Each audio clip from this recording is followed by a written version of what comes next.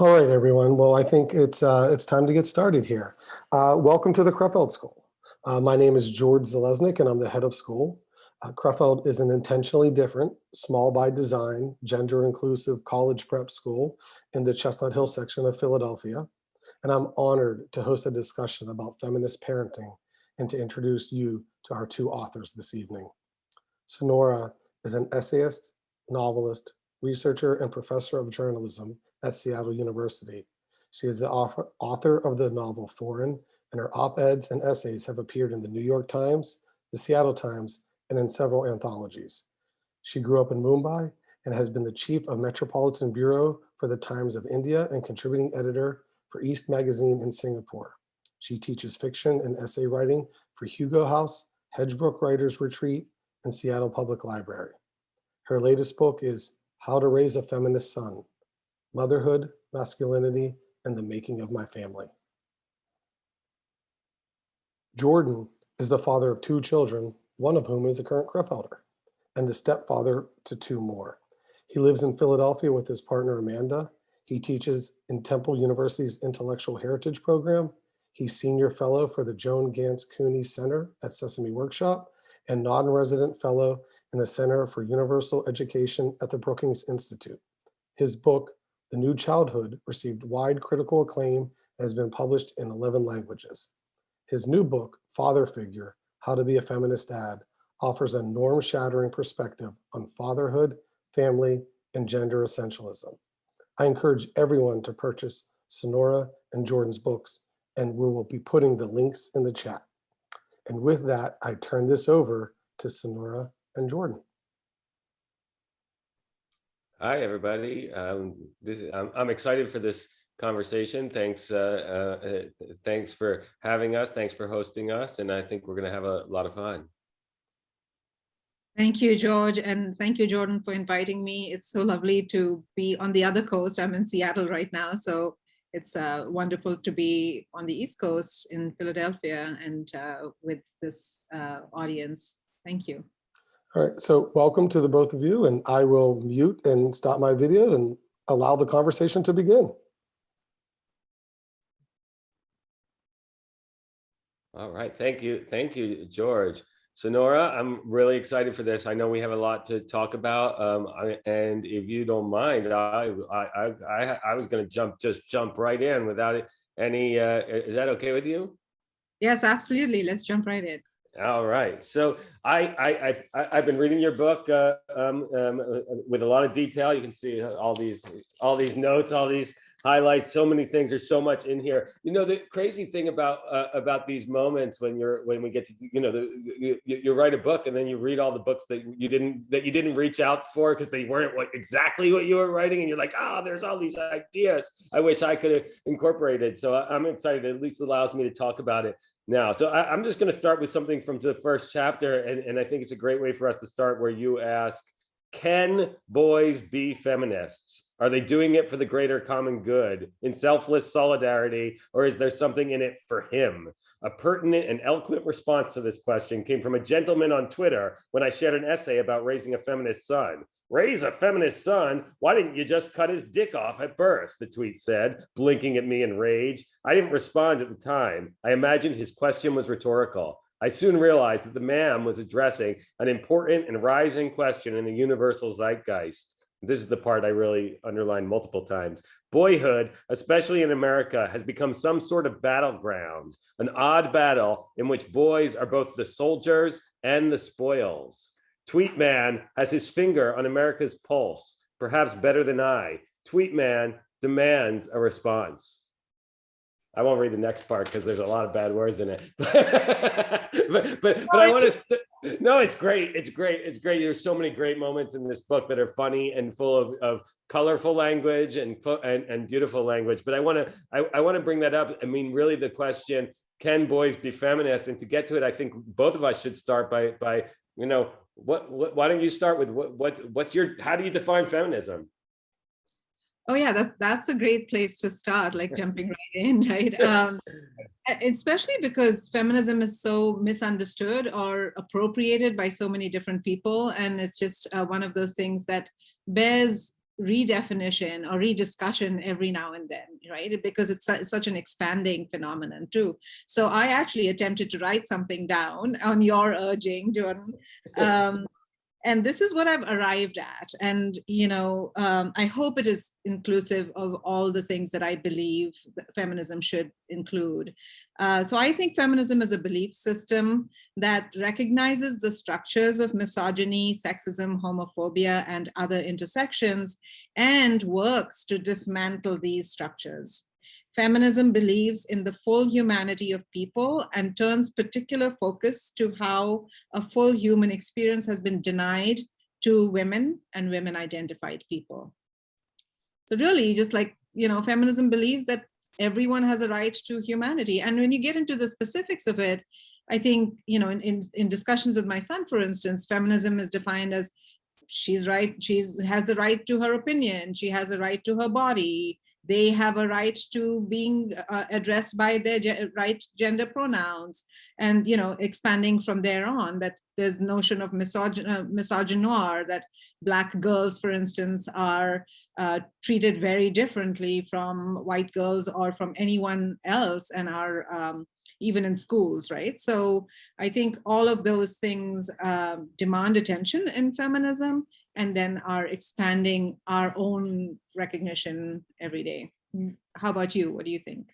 Well, that's a great definition. I don't know if and it's interesting because in writing father figure, because I imagined I don't know if I imagined that the readers would all be men, but I certainly imagined I was writing to men as I was writing it. I wanted to go with a very, very as simple and as unalienating, unscary, because I want, men are notoriously afraid of, in the book I call it the F word, feminism. And so I wanted to find a way to make it no longer have all of that baggage, all that stuff that I think there's sort of propaganda that's been put on it to make men think feminism is man-hating, the words like feminazi, right? All these terrible things you hear from people who I think are really just trying to disempower feminism. So the definition that I use in the book comes from Bell Hooks, the famous writer, activist, educator, and she describes it. I'm going to paraphrase it because I don't have it right in front of me, but it's something like a commitment to ending any form of oppression, subjugation, exploitation that's based on gender or sexism. And I like that because I don't think it's again, I don't think it's unwelcoming a definition. I think most people, if you ask them, would go, yeah, I don't want oppression or exploitation based on sexism. That's true. And so that's the definition I used. But I think you got to a point that is in father figure that is a important point, I think, to feminism in general, and at least the way I think of myself as a pro-feminist man, is that you can't do it unless it has a broader level of inclusivity beyond just cisgender or beyond just looking for cisgender equality, also looking for transgender equality, also looking for anti-racism, anti-ableism. I mean, all the isms, right? Any kind of systemic injustice, which I think we're both saying the same thing. It's almost like, without sounding a little too hokey, it's almost just like a willingness to love from a human place, right? Yeah, in fact, exactly. And the love part of it is just so important, right? Because that's what when Tweet Man says things like that, right? Like, why didn't you discuss this? And I just say, like, well, feminism is opposed to sexual violence, and that would be sexual violence. Sorry, my dog is going to be running around. That's him, like, shaking himself. So there'll be some sounds of dog in the background.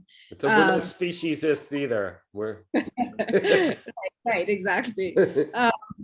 But yeah, I mean, when you hear things like that, that's coming from a place of just like, fear of what does feminism mean? Is it going to make me less masculine or something? So that the man on Twitter, the thing I'm saying is like, no, I love my son, right? I absolutely love him. And it is going to be an act of compassion and love toward my son to have him embrace feminism, right? And I don't love tweet man. I'm not one of those like radical love kind of people, but you know, I see the fear there, and I see that there's like a sense of exclude, like, does this exclude me? And I'm sure if we talk to him and said, hey, but do you believe in this? Do you believe in this? We may actually find that he's a feminist, and that might be terrifying for him. But yeah, I like how you finish it, which I'll just hint at it. I won't read it, but you say no, I'm not going to cut off his penis because I want him to learn how to make love like a feminist. exactly. Yeah, exactly. So we should probably talk then about feminist parenting, right? Like, what do we want for our kids? And I like this thing that you say here, and I want you to expand on it, because I said like, no, wait, I want to hear more about this. You say, to go all in on feminism seems to betray the customary good dad story. To go all in on the prevailing good dad story undoubtedly betrays feminism. Can you speak to that a little? Yeah, I can speak to that, and that's one of those sentences that I remember writing that took me a full day. You know, sometimes there's sentences that you realize just to get what you mean, it takes forever to get it out, and that was one of them. So I'm glad you brought it up, because I personally like that one a lot too. You know, at the core of father figure is an acknowledgement that the images that we have of fatherhood, of what it means to be a good dad, are actually still bad, right? So we, you know, even when we think about the good dad, and you know, the good dad is the dad who is loving, who is involved, who is caring for the family. The good dad is the dad who's not creating violent abuse or sexual abuse, who, you know, there's lots of bad dads out there, right? We're not going to get into those statistics, but they exist. But even at the core of the good dad story, the story that we're all aspiring to, the story that the culture socializes us to think is the objective, are all these inadvertent, problematic, troublesome elements that work to maintain the patriarchal structure. I'm like hesitate as I say that, because I don't want it to sound like we're all jargony here, right? Like, I just mean the structure that maintains all this sexism, that maintains so many things. And so what I was trying to do in father figure was, one, help identify all of those places where being a good dad is working against the thing the good dad wants, right? So I imagined all these dads who are like, I love my son, I love my daughter, all I want for them is gender equality, and just couldn't see the places where they were doing the things that were wrong. I call it sometimes the good bad dad, and it's in so many TV shows or so many movies, right? The good dad who's so ethical, who's so moral, who's always fighting for the family. You know, this is like a typical character in TV. But then if you really watch what they're doing, they're lying to everyone in the family in order to protect them, right? They're dominating everyone in the family in order to protect them, in order to be this sort of arbiter of morality and ethics. And so what that does is send messages to kids that the world is still structured in a hierarchical way that puts men, and especially white cisgender men, heterosexual cisgender men, at the top of a hierarchy of knowing best. Father knows best. Father has the most power.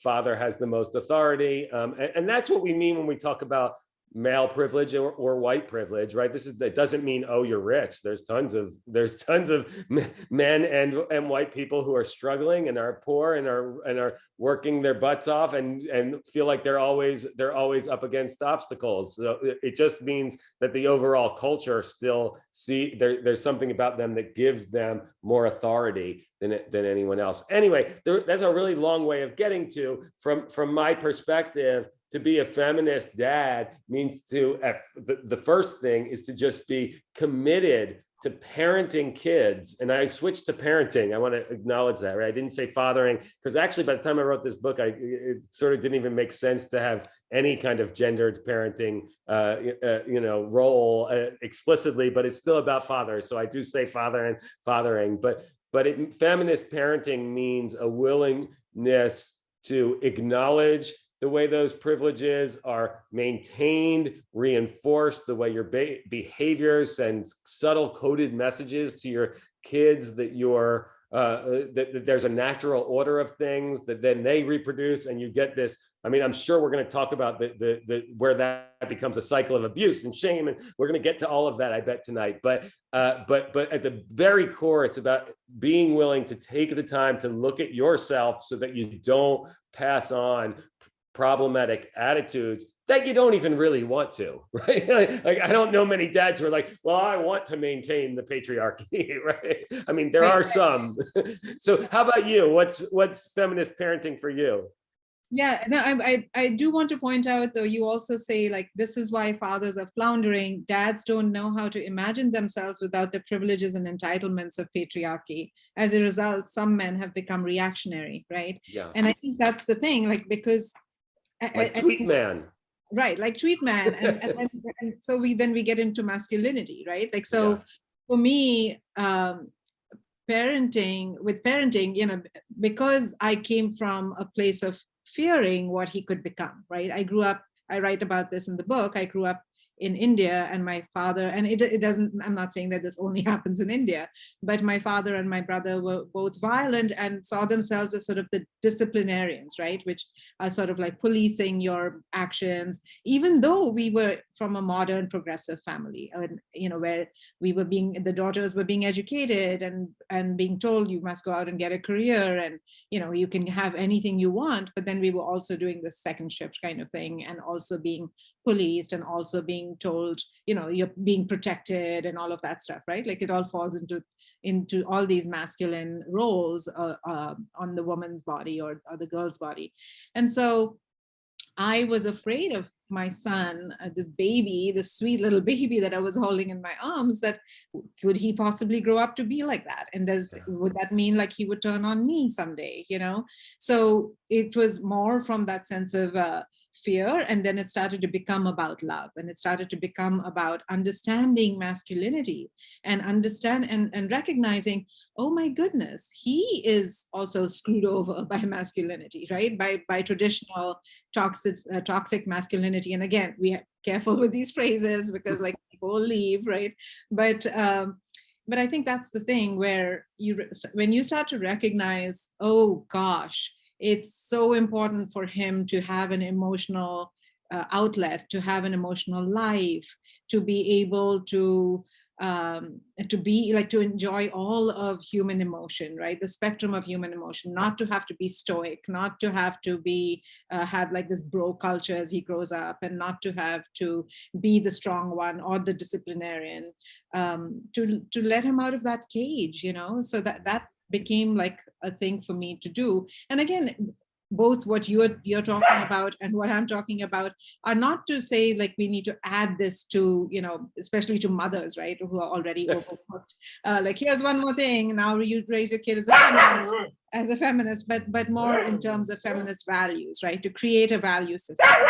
I'll be quiet and move it to you while I quiet my Yeah, no, I mean, I think you made a great point, but because I love that you said we don't want to add something on, right? Like, I mean, that happens so often, right? There's like, here's another thing you have to worry about. And again, yes, especially to moms. But I think the key for me, and it's a key part of what I'm trying to do in the book, Father Figure, is help us see that what we consider to be neutral is inherently sexist, is inherently misogynist. And so we're not asking to add something on, we're asking to actually replace something, right? Because many of the things that we do with the best of intentions. I'm going to say that over and over again tonight, and because that's such the core, is that this is not, I didn't write a book to say, hey men, you suck, right? This is not a thing to say, hey men, you're supervillains. I wrote a book to say, hey men, I know that this is hard. I know that the current moment is not making a lot of sense because you've been socialized to live in a world where masculinity meant one thing, and suddenly everyone's like, nope, not okay anymore. And you recognize that on some level, but you don't have an image to hold on to yet. And that's a real key thing. And then you started bringing this up in Masculinity. And I am really interested in asking you a question about this and how you dealt with this as a single mother of a son. When we one of the things that so many people, I came across so many different examples of this in my research, is and you said it nicely, masculinity is a cage. Some people call it the man box. You'll find some people call it toxic masculinity. I mean, the term doesn't matter. The point here is that there is an aspirational image of stoicism, of strength, of I remember playing as a kid with my brother. We would play a game called King of the Hill. I don't know if everyone played it, but basically you just climb to the top of a pile, and your job was to try to push the other person off and be the one at the top and the king of the hill. And that was the whole game, right? And we would play it for hours. It was almost like half wrestling. That's what masculinity is, right? That's what the story of masculinity is, this like goal to be king of the hill, goal to be the superior progenitor, goal to be the authority. And there's only room for one, right? So what that means is that almost every man is spending way more time feeling like they're not living up to the image of true manhood than they're spending feeling like they are true men. And so that creates a model of inferiority. And this is especially true for kids, right? For teenagers who are seeing images. I have teenagers now who are seeing images of this supposedly ideal masculinity from the media and from the music and YouTube and all the things that they see. And they're doing this level of success that has to do with the clothes you wear and the products you wear. And this is supposed to give you sexual prowess and authority. And you just, it's an impossible thing to live up to. And so that creates shame. And then that shame is what becomes reproduced as the violence, and not just violence. I have a line, I mean, I'm saying violence now because you grew up in an actually violent household. I didn't. So in my book, I actually much softer on it. I go, what happens? That leads to mansplaining. You have no authority in any place else in your life. So you mansplain to the few people you feel like you're stronger than. But there's so many worse ways that can manifest than just mansplaining even.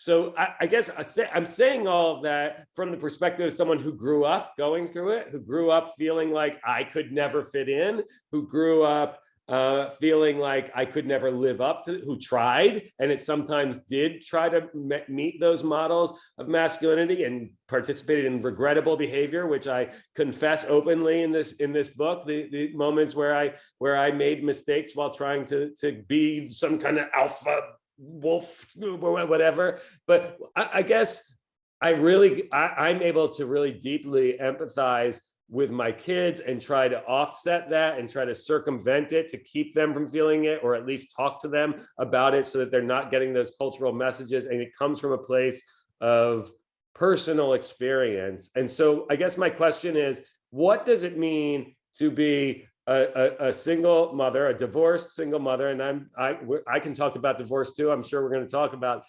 that. And to try to make some sense of guiding a boy in the crazy masculine patriarchal culture of America. I mean, not that it's not everywhere, but it's pretty it's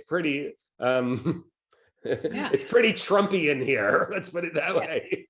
Oh, as I discovered, right? As I discovered, but also, I mean, maybe I'll touch on the mansplaining thing too, like that you're so right, and you're talking about, you're so honest in your book too. I really appreciated that, Jordan, that you talk about the fragility, right? The male fragility and pushing up against that way of being a man, and then feeling like you were failing and it was not working for you either, right? And then, just like from that sense of, having to recreate something, you create a more feminist masculinity. And I think for me, the same thing was happening watching my kid grow up when I talk about his mansplaining even as a 14-year-old, right? Trying to mansplain to his stepsister at the time. And I began to realize, like, where is this coming from? Why is he doing this? And it was because society is giving this this sort of message to our boys that you have to be right? That you are the keeper of knowledge. You have to be right. And if you're not fighting on the playground or doing the old, the violence and things like that, these are the ways in which you are an alpha male, right? You have the most access to information. You are correct all the time. You have to be the leader, right? Where all of them are being taught to lead, like who's following, right? So, teaching him that, hey, you get to be a follower. You get to fall, you get to fail, and you get to apologize, and you get to get up and also hand the reins over to someone else and let someone else lead, and you can be a vice president and, and let a woman be a president, and all those kinds of things. So, and I also say in the book, right, that I had great examples. I believe that some of the best feminists I know are in India, right?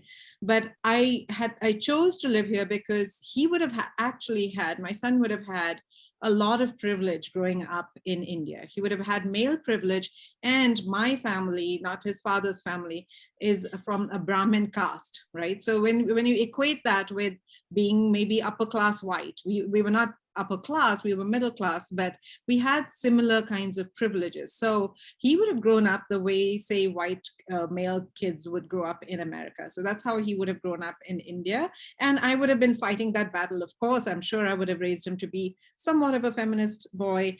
But it was really important for me to remove him from those things and raise him in a very different environment. And that happened to be in the US because I was here and I was seeing there was relative amounts of freedom, but then encountering race, right? So as you're saying, like just encountering racism and realizing, wow, I'm raising a brown-skinned male in America.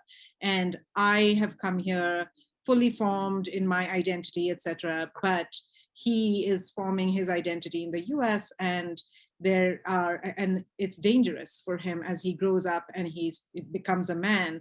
He is not the cute brown kid anymore. He's a brown-skinned man. And encountering all of that as a mother and realizing, oh my goodness, this is what Black mothers live with, and other mothers have lived with for so long.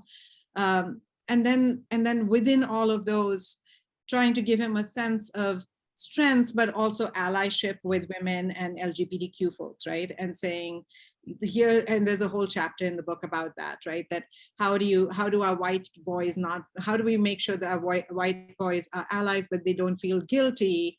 And how do our boys of color how do they not feel burdened, right? So as a single mother, seeing all these influences, but also trying to bring in the right influences on him. So as I say in the book, we found some great dads in the Boy Scouts of America, even though it's such a problematic institution. And then I found, friends and created sort of a feminist village. But it's important to realize, right, like good people exist in even the most problematic institutions. However, feminism actually happens when they begin to recognize, so, it's not about individual change. There's that, right? And there's absolutely that. But it's also when they start to recognize these structures and they start to recognize these privileges and move out of those or dismantle those, right? So they have to be able to recognize those things.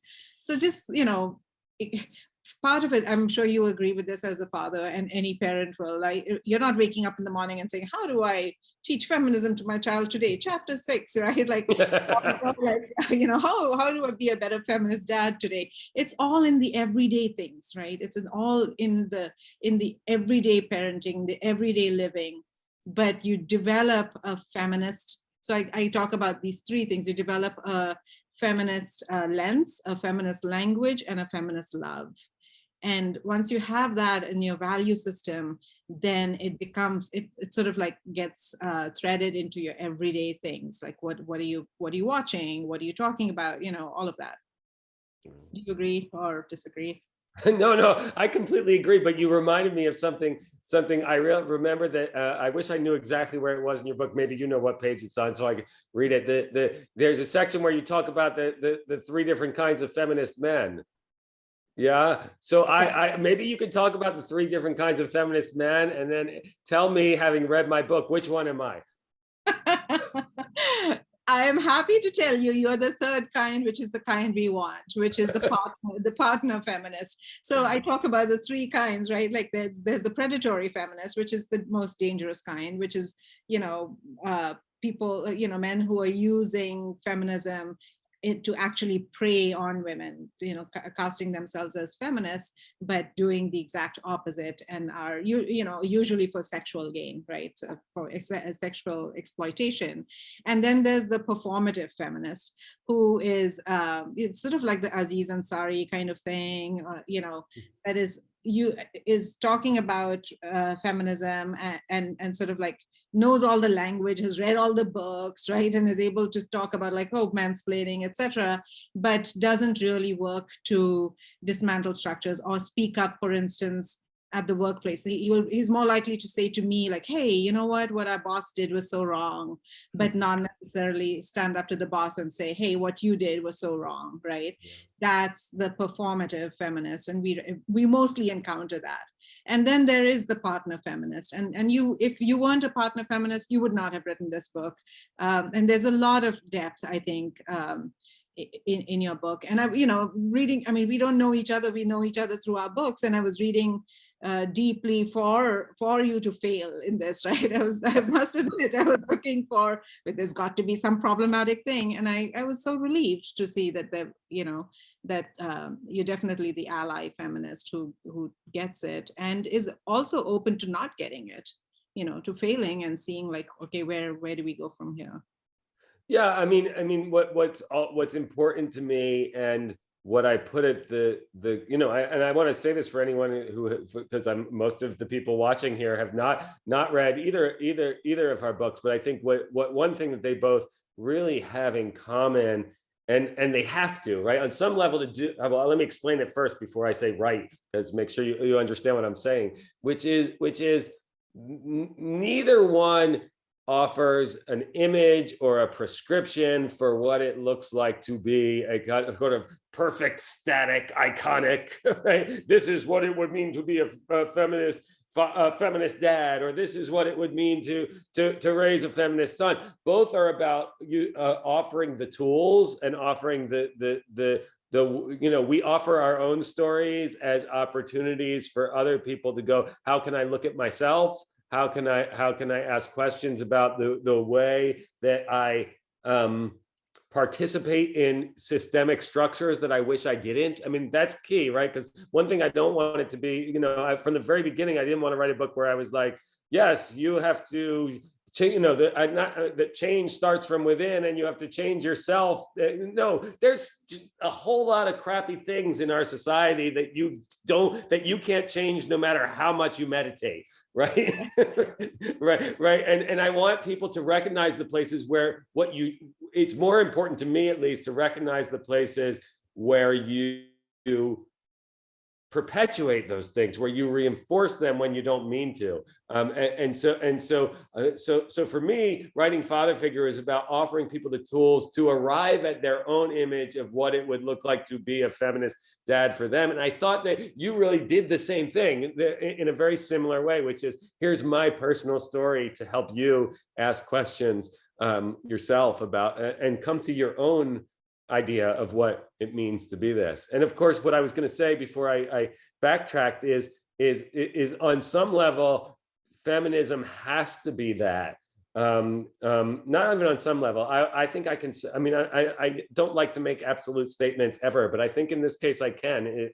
Is that feminism has to be that, because at its core, it's about rejecting the kinds of categorizations that end up limiting our freedom, our dignity, our possibility. And that means acknowledging that everybody's a unique individual and that there is no there's no category of any people, right? Like, yeah, sometimes it's useful for us to name people in order for us to have an everyday conversation, but to believe that it lasts beyond the immediate conversation is inherently prejudiced, right? To believe that there is any them, right, is inherently prejudiced on a certain level. And I guess I'm introducing all of that because I want us to say a bit, which I think we both cover in a lot of detail, but I'll ask you to start and say a bit about it, which is just the degree to which the imagery of what a typical cis hetero monogamous household is supposed to look like, and not that I'm trying to convince people to change their households in any way, but still this idea that there are images of what's right, images of what's natural that limit freedom and dignity. Absolutely. And, that's where I started, right? Growing up as I was in India, and growing up on Bollywood movies that are all about the romance and walking into the sunset, I was all in. I had totally bought into like, there's only one way to happiness, and that is, yes, of course, I'll have a career, and I was already a journalist, but you have you get married and you have the two kids, and I start the book with the stick figure family, right? The father, the decal of the sticker at the back of the car, with the father, the mother, heterosexual, cisgender, and one boy and a girl kind of thing, right? And I wanted that. I wanted that so badly. I was just like all in for that, and I still am. I'm a total romantic, but I think in getting divorced and recognizing that there was still such a space created, right, for raising kids that are gentle and loving and open and vulnerable, and also exploding this notion of gender roles. And I quote from, I think, a 1995 study by Phyllis Katz, and she talks about how you're more likely to raise feminist kids if you are in an unconventional family, or bring unconventional actions or moments into your family, right? Things like non-gendered roles. So it's not the mom in the kitchen cooking dinner, or coming in after work and cooking dinner.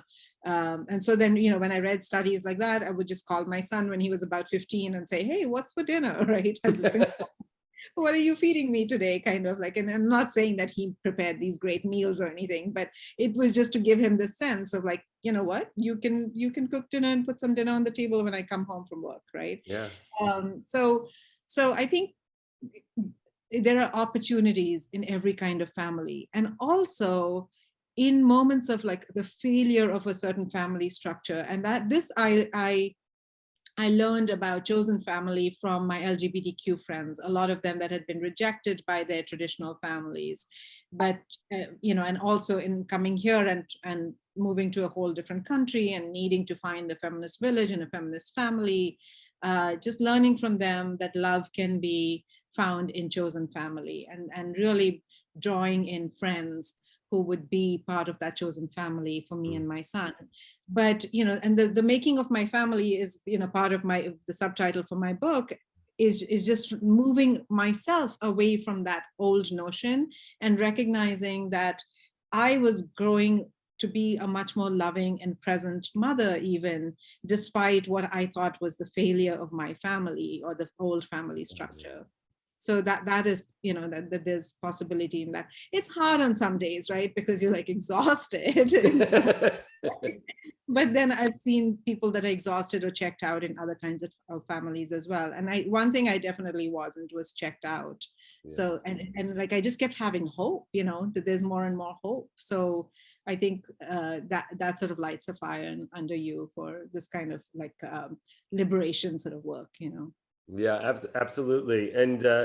And I think, the one thing I just want to say, just to be clear to anyone who's paying attention, is I don't think either of us are saying there's anything wrong with a cis hetero normal family. I shouldn't say normal, a cis hetero normative, cis hetero monogamy, right, whatever you want to call it. Neither of us are saying there's anything wrong with it. In fact, I live in a structure that's very, very traditional in many, many ways. Yes, it's got a lot of step siblings, but other than that, it's a pretty normal, normative or a family organization. And I just want to be clear, like, we're not saying that the problem is that. We're saying the problem is when that becomes an expectation. It's almost the same as that loop I was talking about of shame in masculinity, where everybody feels like they're not quite living up to the image of the perfect television family, and there's no such thing, right? So the importance of being open and recognizing that inherently in the models we've been given, the structures we've been taught, the imagery that we've been handed are a ton of sexist notions, and I'm sure we I don't know if we may not have time to talk about all of that, but it's in both of our books. So anyone who wants to know more about those things can get our books. But what I do want us to do, because I know that I'm guessing we have a lot of parents on here, and I want to make sure we talk a little bit about like some of the everyday challenges of parenting, the everyday challenges of parenting while asking feminist questions, while trying to have critical consciousness about the world around you and trying to pass feminist values on to your kids. And also, I should say, trying to do it in a way where they don't eventually rebel against you and become anti-feminist, because that's a whole other fear I sometimes have. Don't go too far. I guess what I want to do is I want to talk about some of the sort of everyday practical things, and I think I want to start with because there was something that really struck me in your book, and in fact I've been saying it to people all week because I read your book last weekend, and this is about the way the messages we send as parents about sex, about consent, about I don't know.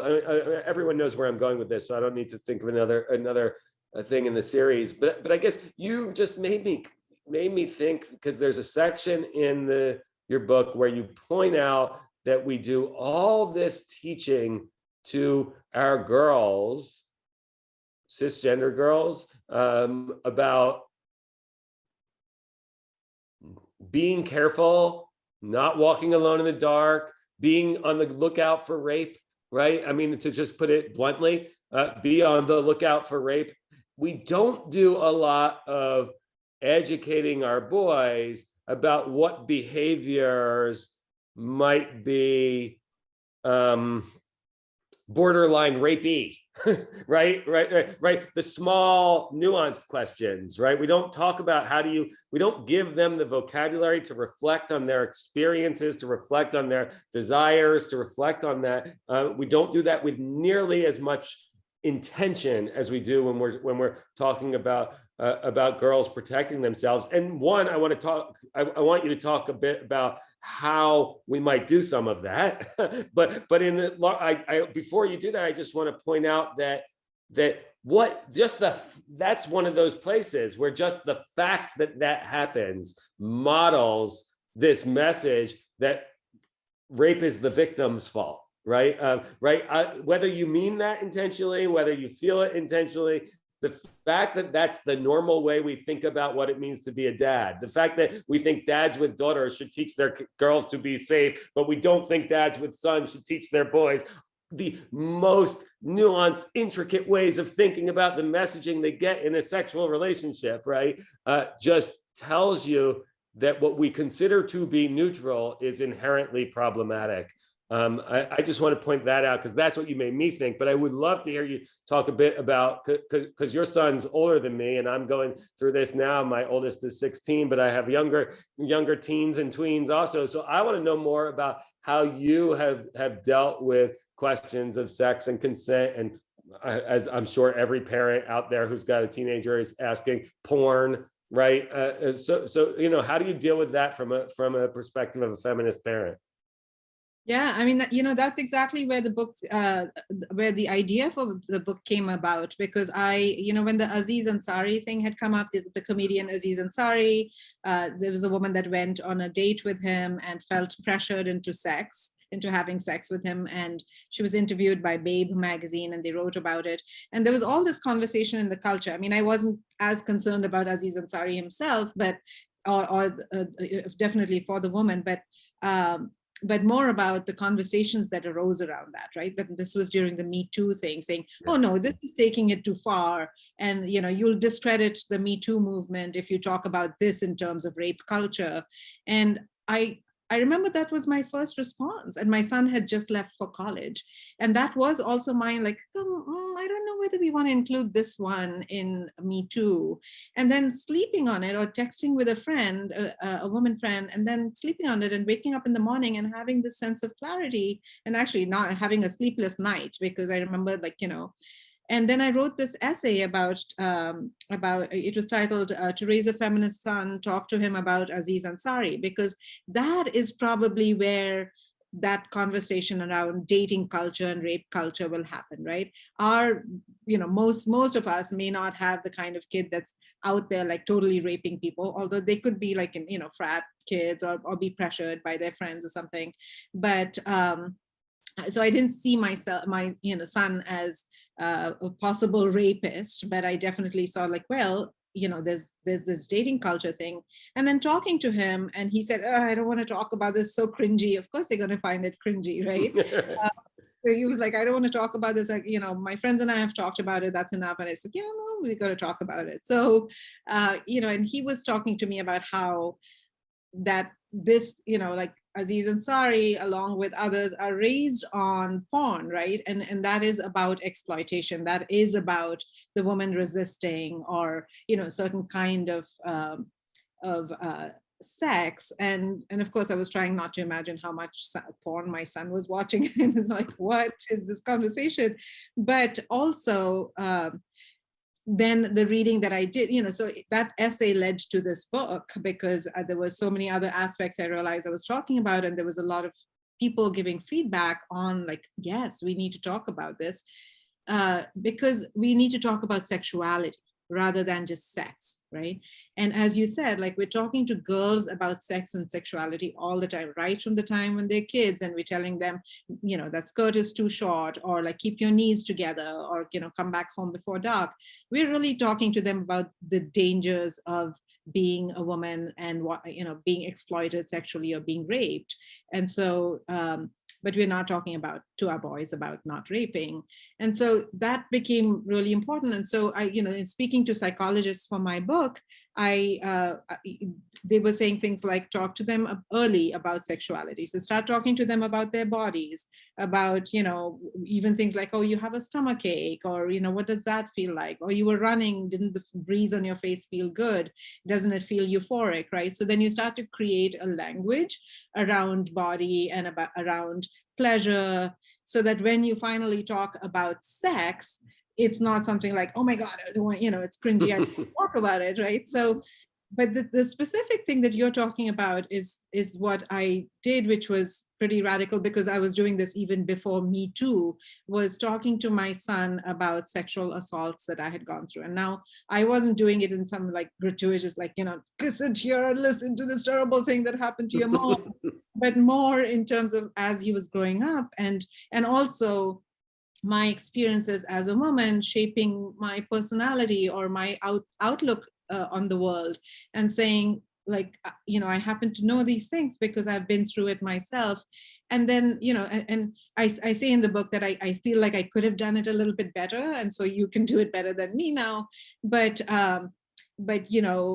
talking to them and giving them the sense of reality of who they are, and that women around them, and other, LGBTQ, and other genders around them, are often exploited, and that it's the yes all women hashtag, right? Like, of course, not all men are going to do this, but yes, all women have been through something like this, have had, like, on the spectrum of sexual assault and sexual abuse or sexual harassment, have had some experience around this. So once we start talking to our boys, and we talk, and we have to do this part of it, the Me Too kind of stories, at an age appropriate time, say 14 or 15, give them a sense of, like, don't be that guy, right? Because look, your mother was harmed by it, your sisters could be harmed. And it's not just like, oh, because your mother or your sisters, but to give them the scale of it, right? To give them a sense of, it'll only end if each one of us is different, and then you're able to spot it, so that when your friend is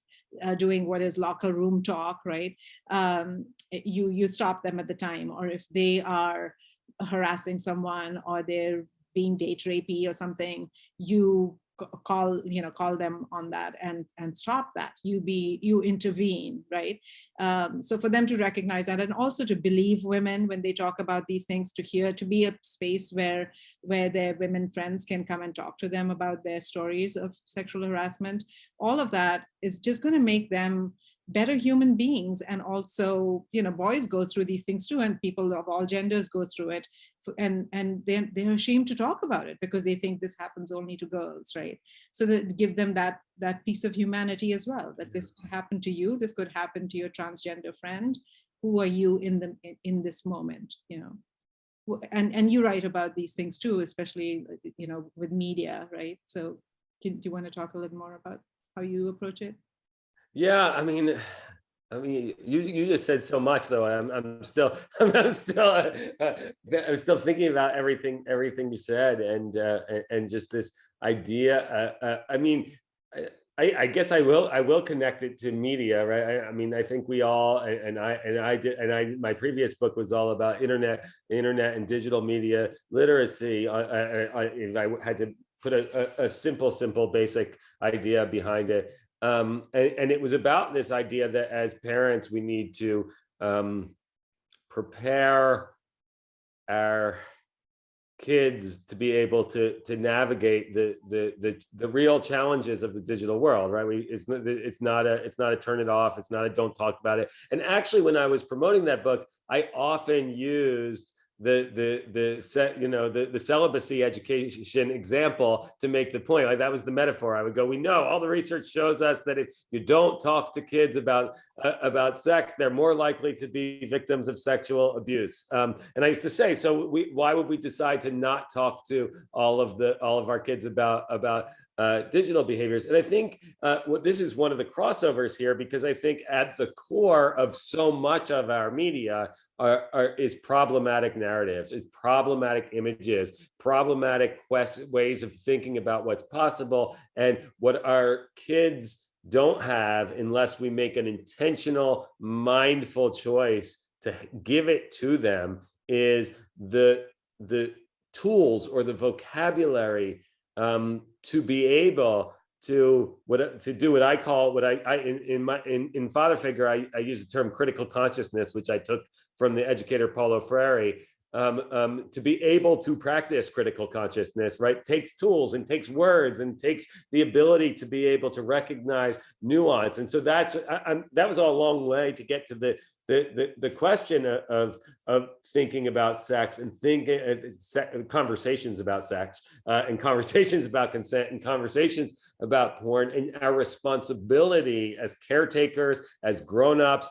You and I are both educators, so as educators also, to provide young people, young men, young women, young gender non-conforming individuals, everyone with a language that's nuanced and precise enough to be able to ask the hard questions and have the words to respond to them, right? And if you think about that, and I think the Aziz Ansari situation is a perfect example of this, where it looked, when it first happened, like it was like there was some uncertainty there, right? It looked like, and that's because as a culture, we don't have the language to know how to recognize when this is a story of empty consent, of accommodating power. This is not a story of a date gone wrong. This is a story of a very famous, very powerful person who keeps pressuring someone, and we didn't have the language to do that. I mean, I'm optimistic because I think as a culture we have more and more of that language every day. But at the core, I think what was missing there is the ability to talk about it in precise terms. And what I want to say to any parents, any caregivers, any educators out there, and this is not just about questions of sex and consent. I mean, we went there, you know, there's a million other topics we could have talked about here that I think we would have come to the same conclusion, which is it's our job to provide the tools to be able to have the conversations. And oftentimes we avoid these social justice conversations because they feel uncomfortable. We avoid these social justice conversations because we have some weird notion that we need to shelter them, right? Sort of protect their naivete. Like they shouldn't have to think about the terrible, hard things about the world yet. But what at least the conclusion I came to while writing Father Figure that just became so clear to me at some point is that way of thinking, like sheltering people from the reality of social justice, is what kills naivete, right? It's actually doing the exact opposite, right? Are you kidding me? Do you really think by allowing them to understand that sexist, misogynist, patriarchal, homophobic, transphobic, ableist, prejudices are neutral? You're sheltering them, right? You're protecting them? No, you're actually. That's the thing that harms them. You protect the naivete by providing the language to recognize the falsities around us. Yes, you have to do it in age appropriate ways. I don't, I'm not saying that, you should talk to a 3-year-old about rape. Of course not. But absolutely, I think there's a, you have to be willing to talk about any issue at any age in a way that's appropriate for that age, and not steer away from it. Yeah, go ahead. Yeah, absolutely. And when you said this thing, right, like, of course, you're not going to talk to a 3-year-old about rape, but we're not, if you're going to call it rape, right? Like, but we can talk to them about, like I said, we're already telling 3-year-old girls how to behave. We're prescribing their behavior, right?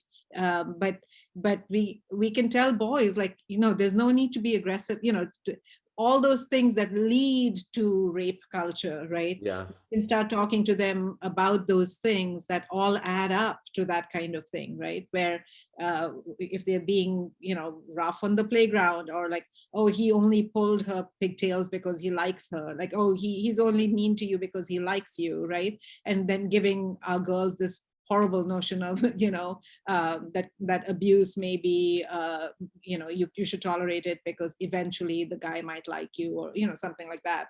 All those, I mean, they just feel like so long ago, but they're present among us, right? I think that's still happening. So we're not talking to them about rape, right? But we're talking to them about these behaviors that lead to rape culture. And that can never start too early, I think. And a lot of it becomes instinctive after a while, right? It just becomes like, okay, I see that this can lead to that. So I don't want my son to. And these days, I mean, the good news is that, or the bad news, for depending on which side you're on or where you are. But, I believe that the kind of the women that my son dates, and the women and non-binary folks that he meets, hold him accountable. They're not going to take bullshit from him, right? They're not just going to take bad behavior from him. So in a way, we're equipping our kids to be lovable and likable, more than lovable, being likable and respectable and desirable even, right? I think my son becomes much more desirable as a young man, who not just gets it or is not performative about getting it, but actually lives it and is able to be uncomfortable too. Like, that's another thing. So I think we're leading toward this, the tips, right? Or the like wisdoms that we can impart about to do these 6 things, and you will have raised a feminist dad. Oh, we have them. We have there's 6 easy things. I wish. Yeah, I mean, there are certainly some. I mean, I have in father figure 4 principles that I use. That after I synthesized all the research that I did, I tried to figure out a way to box it into 4 categories, right? Which of course is problematic in its own way, but is something as it's part of the practice of rhetoric. Is sometimes grammar has to sometimes grammar and the structure of writing has to do a little bit to betray your intentions. And I have four key principles in father figure of being a feminist dad. And again, it should just be feminist parent. I mean, as I said, as I wrote the book, I realized that there was no good argument for gendered parenting roles. There's no reason to divide them. There's no reason to think about them as different. There's no science that proves that there's difference. At least, I mean, there are certainly differences that we have been socialized through practice, but there's no scientific basis. There's no biological natural reason that women parent one way and men parent another. Those are all lies.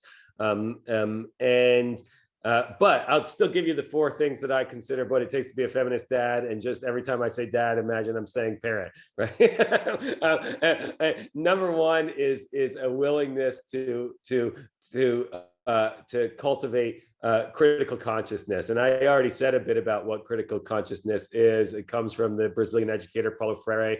It has to do with the willing to look at the systemic systems that you participate in, to recognize the way you play in certain scripts, the way you participate in institutions, and to recognize the way that those institutions shape your sense of who you are and force you, I shouldn't say force you, maybe encourage you, lead you towards participating in things that end up coercing other people into having certain sense of self, certain ideas of identity, because of how you look at them, how you treat them, all those things. I do want to say before I go any further that Freire, of course, it comes from pedagogy of the oppressed, and obviously I can't imagine that Freire would ever think it makes sense for a white male dad to say that white male dads need to get a critical consciousness. It's almost like I'm flipping his idea on his head, and it only works because because my point is I want men to see where they are not living up to the world that they want themselves. But I do that in a lot more detail in the book. The second one is responsive fathering or responsive parenting, which is this idea that we tend, all the imagery in the world tells dads, especially cisgender dads, that they are the authority, right? And by authority, I mean that like literally it comes from the same root as author. Autos is the Greek root, and that they're told they are the author of the story, the primary hero in every story, and everyone else is a supplemental character. Now, I'm sure there's people watching who are like, I don't really believe that, but this is what's in all of this stuff, like the fact that medicine is still, the male body is the default and everything else comes from there. Yes, we're making some progress there. It's way better than it was 20 years ago, but it is still male body as default, right? You and I are both academics in institutes of higher learning. And we can both say, I think completely, that the entire canon is still predominantly male or white, even with as much work as we have done to make changes there. It's still, and it's going to be a long time till that's gone, not because people don't want to change it, just because when you have 1,000 years of prioritizing white male voices, the other ones get burnt or left in the desert or lost, right? So there's just more books in that sense, and it's going to take some time to get that. But all those things end up teaching dads that they are the author of everyone's story and everyone around them and everyone that they and so to be responsive means to no longer think that you're the authority, but to take instead responsibility, to be able to respond to other people's stories and recognize that maybe you're not the hero in someone else's story. You might be the villain, and you might be the mentor, and you might be the comedic sidekick. There's two more, but in the interest of time, I'm not going to do them right now. If you want to know the other two, get the book. Get the book and read it, because I feel like I've been saying them for a long time, and not that the other two aren't important. The last two are actually the ones that I care the most about. I shouldn't say care the most about, but I they sort of grow into anyway. People can look those up themselves. I don't want to take all the time. I don't know. Is there something else we should say before we take some questions? Well, I'll quickly say a couple of things. One, I mean, I'll give my tips, which are just a couple really quick. Of course. But also, I do agree that we're talking, that we don't want to do gender binaries by saying father figure or fathering or mothering, and in my case a feminist son. Like my editor and I talked a lot about that part of it, like what do we mean when we say son, and I say that at the start of the book, that I think we can definitely say that because a certain kind of traditional masculinity is associated with when you have a child that's a male, cisgender heterosexual male, I am specifically talking about raising that that son, right? That kind of male boy son, right? And so in that particular case, it was important for me to focus on that demographic. And so I think for you too, like it's an invitation to those who identify as men and that where the toxic masculinity takes aim, right? That they're most likely to be in that cage or are partially free, right? Because that's probably why they're reaching out for a book like that. That it's reaching to them. But yes, we are not saying that fathering or mothering or daughter or son is like these binaries, right? But the other thing too, in terms of the tips, really quickly, like I talk a lot about stories, right? How stories shape us, and the movies, like just taking your kid to the movies and talking about, what's going on at the movies, just gives us an in to those conversations. And also, nursery rhymes, like just questioning where stories are failing us or are leading us, and just like building from those. And one of the things that I think was really important for me was letting our boys fail and teaching them to apologize. And I think that is such an important thing, because Eve Ensler, who goes by V now, talks about, has written a whole book called The Apology, and dedicates it, the dedication reads, to every woman still waiting for an apology, right? And it's so profound, because I think, where so many of us are owed apologies. And so it became really important for me to get my son to truly think and feel remorse, right? Not just like start dropping apologies without meaning them, but allowing himself to recognize that he is capable of failure. He's capable of being held responsible for those.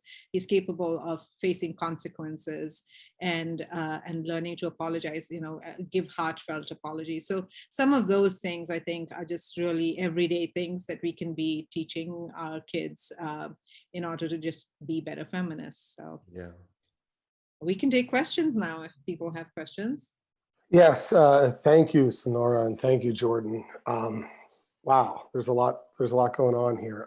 I will say that we had a few questions that came in during the chat, but I invite anyone to put their questions in the Q&A, not the chat. It's a little easier if we address them through the Q&A. But I will start, and this question came somewhat early in the talk, around 7:15. It says, "What does it mean to be a good dad? ? Does good dad equal mom/maternal parent figure?" And I'm not going to call on either one of you. I would invite either one of you to answer the questions. George, what was the second part? You said, does good dad equal? Mom/maternal parent figure. Oh, No. Yeah, that's not what good dad. I mean, and I'm taking this question, Sonora, because I assume that the asking what is good dad is because I used the word good. I talked about good dad early. Yeah. I think what when I say good dad, I am actually trying to get away from the image of some kind of static notion of what a good dad is. And I'm using it, I think, with a little bit of cynicism that we don't know what it is, right? That we have these models on television. We have our Ward Cleavers, we have our Homer Simpsons. I don't know if anyone would consider Homer Simpson a good dad, but we have all these sitcom dads, and what's and when I say good dad, all I'm talking about is that in that image, in that ideal of a good dad, and all of the many different threads of imagery and narrative and symbolism that contribute to this notion of a good dad, this amorphous notion of a good dad, are a lot of bad ideas, and so that's what I mean by it. And so I take the questioner's question, I think, is well stated, and is at the core of my thesis, which is I'm not even sure what a good dad is, and no, it doesn't. It absolutely doesn't mean to be maternal or to be like mom. I think one of the big lies that we've adopted as a culture about gender equality, or even about better masculinity, is that better masculinity looks like femininity. And the truth is, at least, and I can tell you after 2 years of very, very deep research, is that most of what we have come to incorporate into our ideas about what masculinity and what femininity is are complete constructions in order to make our society work in the way that it works, and it doesn't work anymore. It might have worked once. I get that at some point it might have been a good way to organize things for the way people wanted to live, but it's not working anymore. Thank you, George. Go ahead. Sorry, I have to jump in with what was that terrible movie, like Mr. Mom, I think? Remember that? That's exactly what you're talking about, right? It doesn't mean that, like, just because I think the character was being a better, more present father didn't mean that you're a mom, right? Like that you're Mr. Mom, or that you have to be considered that you can there's a role for, to be played. So yeah. I absolutely agree with you. Yeah, now I got to add one more thing to that, which is just, I want us to recognize the way that story, right? The way that idea that somehow men being softer is men being feminine, or men being vulnerable is men being feminine. This idea, that is how we maintain this ridiculous myth of emasculation, right? That somehow I'm a sissy man if I do things that are normally organized, normally associated with women. But it's also how we create that man box or man cage that makes so many men go, wait, I have a feeling that might get me teased, so therefore I'm not living up to an image of masculinity, and therefore I'm full of shame, and because of that shame, I'm going to compensate with more anger and more violence and more teasing and more abuse, and I'm going to then feel worse about it myself because I'm never able to do it as well as I imagined it, until we get this just horrible cycle that no men are enjoying. I mean, maybe some are, but I doubt it. I mean, if I had to make evidence that I don't think men are enjoying it, is that if you look at the man who most looks like that image of the, like, I'm gonna swagger and be the huge image of real strong stoic masculinity, it's our former president. But anytime anyone challenges him, he's like immediately full of shame and how dare you hurt my feeling, right? Like there's no strength there, right? There's just weakness and doubt and self-doubt under that, and anyway, I think you get my point. Thank you, George. Go ahead. I have to add to that too. Sorry, George, I know you have to get to the next. No, it's great.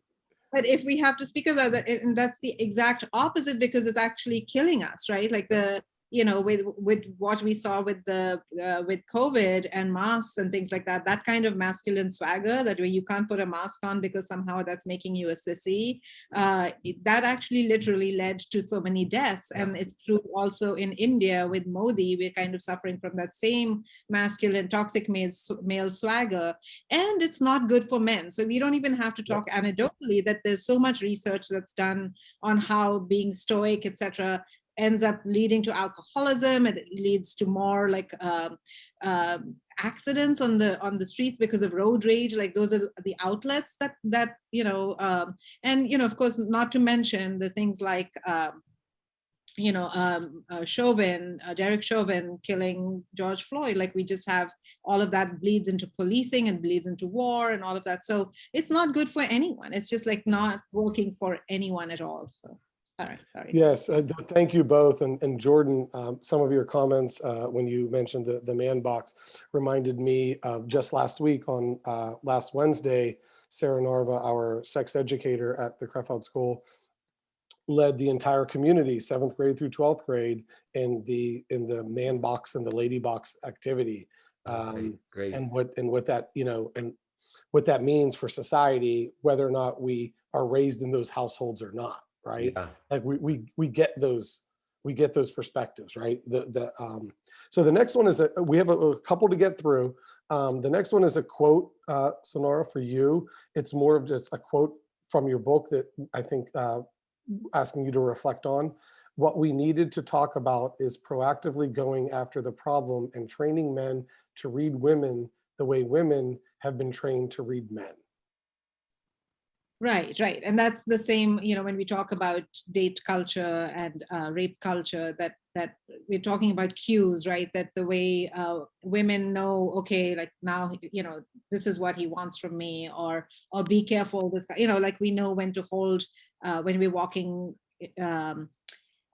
to our cars late at night, that, okay, that seems like a dangerous situation. And we're constantly aware of our physicality and constantly aware of where we are or what cues we are getting from men. And, oh, this, I should go, just kind of the same thing, the way you're told, like, oh, you could see he was going to do that. And, we get blamed as victims because how could you not read that situation better? Why would you be walking down that street? Why would you go with that guy, etc. Right? In the same way, getting men to and boys to read the situation and read like, oh wow, yeah, I don't think she's into me, or she's, I'm just going to back off because looks like I'm not getting consent here. This is not what enthusiastic consent looks like. So they're pretty capable of that. I don't think men are inherently stupid or anything. I mean, I don't know. I think they're pretty capable of reading these cues. It's just that we let them get away with it, saying, oh, he's just such a guy, he won't get it, And I don't want to, I hate this myth of the stupid guy who's not going to get it. So. Absolutely, Sonora, thank you. The next one is also a statement that you both can reflect on. The issue of speaking about sexuality and sexual violence to our children is reminding me that as a parent, maybe we can think of ourselves as, quote, partners to our kids, akin to what Sonora said about the partner male feminist who's willing to put their foot in their mouth when they say, where do we go from here, question mark, parentheses. This also speaks to my own anti-racist journey as a white woman, end parentheses. These topics are inherently super awkward and vulnerable, and we need to self-forgive. Yeah, I think that's a great point. And I think what both of us are saying though is that what we need to do is normalize these conversations enough so that they are no longer awkward, right? The awkwardness is a symptom of our inability to do it effectively, right? To not consider these social justice conversations as just an ordinary part of the everyday parenting process, as just an there was a point when I was writing Father Figure where it occurred to me that if I were driving down the street, well, I won't even use that example. It occurred to me that I had spent so much time teaching my kids from the time they were tiny that they weren't if someone makes a race joke, you don't laugh at it, you call it out. And yet there's sexist jokes just thrown around on the TV, and we just accept that they're normal, right? We don't accept this a whole other categories of things, and the more that we refuse to accept, not just refuse the jokes, not just refuse the violence, also refuse the awkwardness, right? Refuse the uncertainty. I mean, I'm not, obviously you can't make the feeling of awkwardness go away, but you just gotta go, you know what? It shouldn't be awkward, because we should be able to look each other in the eye and have this hard conversation. And so I'm going to do it, because maybe if I get over the awkwardness now, when my child has to do it with their child or with another person or with a partner, or then it's not going to be awkward for them, because it's going to be so normalized. And I could tell you a million examples of how I've done that, but since we are at my son's school, I'm definitely not going to talk about the way that I've talked about sex with him. Yeah, I mean, everything you said, it's the same thing, and for me too, like just coming from a different culture, we didn't talk so deeply about things, right? And I'm raising a boy in an American culture where there's a little more conversation about sexuality in very different ways, right? So I had to kind of learn these things, and I'm sure you did too, because it's not like we learned, in very feminist ways either. We had all this awkwardness around these things. And I do agree, with Shelley, who's asked this question, that it is very similar to the anti-racist journey, I think, and whether you're a woman or anywhere, father, non-binary, or mother, etc., these things are going to be super awkward in their own ways, because all kids are also different, and the kind of experiences they are having with their sexuality is going to be very different. So you have to keep acknowledging that, yes, it's going to be awkward, but then sex and the beginnings of that kind of mating rituals are all very awkward, right? So let's just tell them it's going to be awkward for a very long time. Let's start now. So Thank you, Sonora. And before I get to the next question, which might be the last question for this evening, I just want to point out that the links to both of these amazing books are in the chat. So feel free to click on those, click on the link and purchase the book. And the next question, and like I'm looking at the time, perhaps the last question, what if you feel that your son doesn't really hear you, or you have a smaller voice due to the world and friends that have a larger role? And obviously you both can speak directly to this. I know this is I mean, the first thing I would say is, you know what? If you have experiences where you feel like your teenage boy hears you, then you're lucky.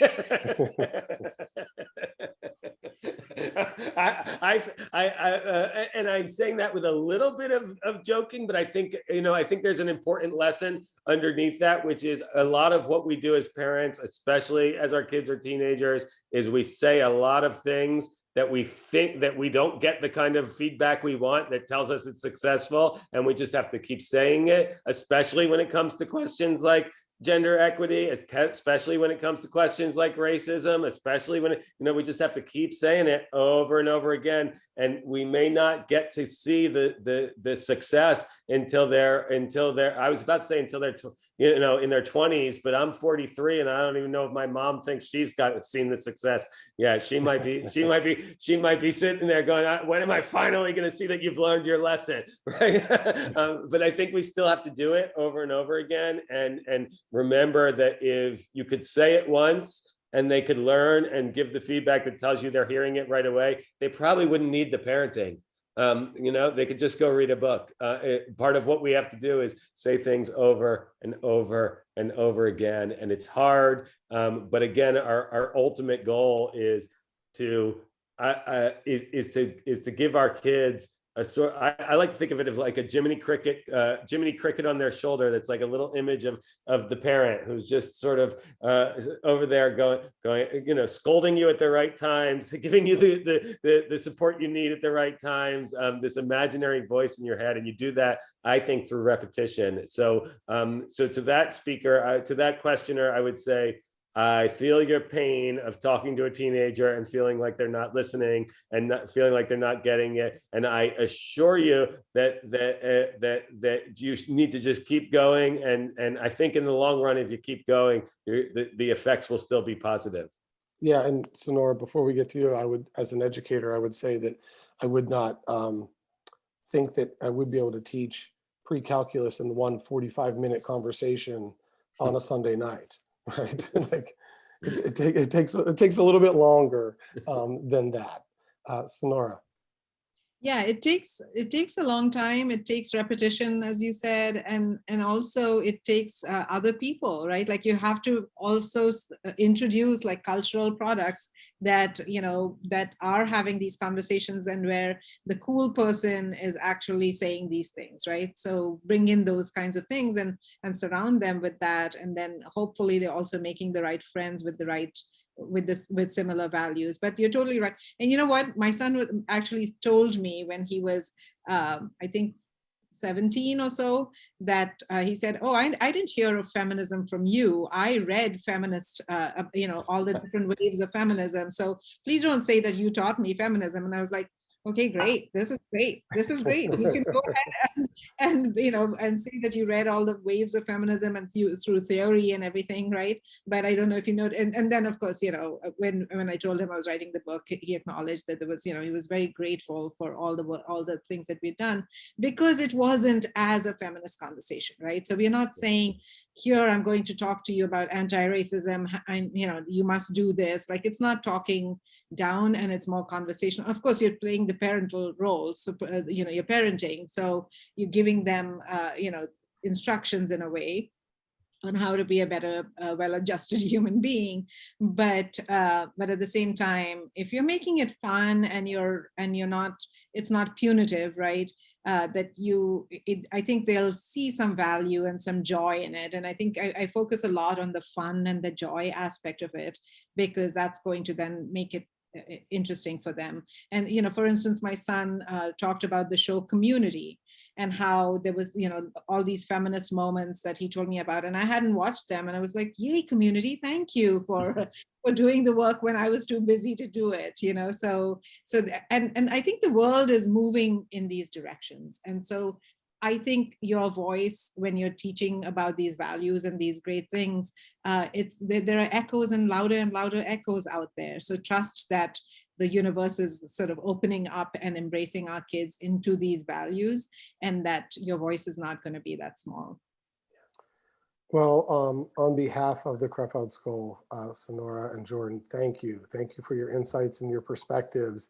I know that I have a lot of takeaways here for this evening, and I'm excited for both of you and both father figure and How to Raise a Feminist Son. Once again, the link, there we are. Thank you, Jordan. The links are in the chat. There. Look at these two. This is so great.